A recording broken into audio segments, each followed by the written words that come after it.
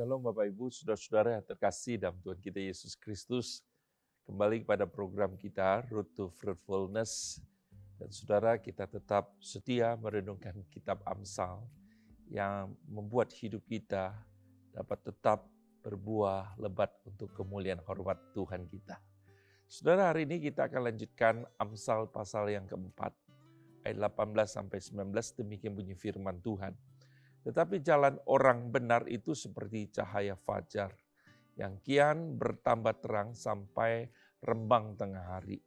Jalan orang fasik itu seperti kegelapan, mereka tidak tahu apa yang menyebabkan mereka tersandung.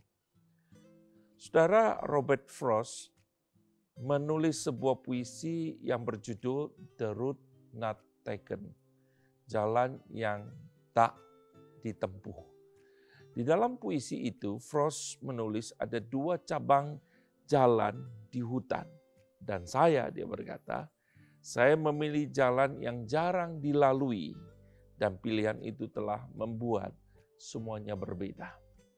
Two roads diverge in a wood and I took the one less traveled by, and that has made all the difference. Saudara-saudara, pilihan jalan yang kita ambil membuat perbedaan. Ya, pilihan yang kita ambil sekarang akan menentukan jalan hidup kita nantinya. Mayoritas pilihan tidak menentukan kebenaran. Dalam khotbah di bukit, Matius pasal 7:14, Tuhan Yesus berkata, karena sesaklah pintu dan sempitlah jalan yang menuju kehidupan, dan sedikit orang yang mendapatinya. Kata jalan sering dipakai di dalam kitab Amsal. Dalam Amsal pasal yang pertama sampai pasal yang ke-9, ada dua jalan yang sering ditekankan sang ayah kepada anaknya. Jalan yang pertama adalah jalan benar yang menuntun pada kehidupan. Dan jalan kedua adalah jalan yang salah, yang membawa pada maut.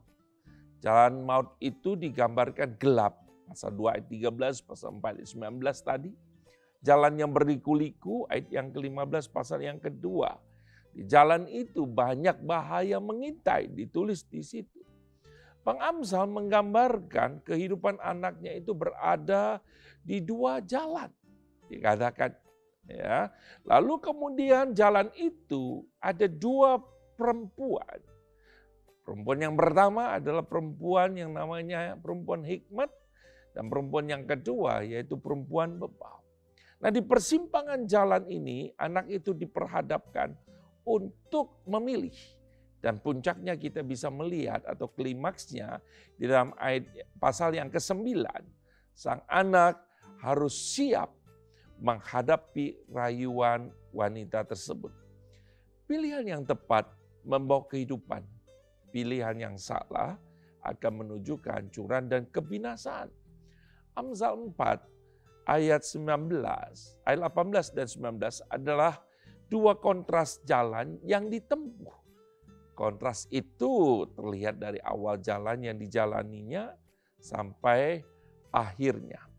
Awal jalan yang dipilih orang benar adalah seperti cahaya fajar di pagi hari yang memberikan semangat, yang bermanfaat dan mencapai puncaknya pada rembang tengah hari.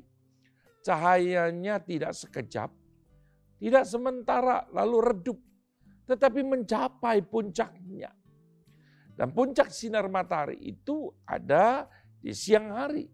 Itu sebabnya digambarkan dengan yang kian bertambah terang hingga rembang tengah hari. NIV menerjemahkan full light of day, atau King James Version menerjemahkan the perfect day. Sedangkan jalan orang fasik itu seperti kegelapan. Mereka tidak tahu apa yang menyebabkan mereka tersandung. Bahasa Indonesia sehari-hari menerjemahkan jalan orang jahat itu gelap seperti kelamnya malam.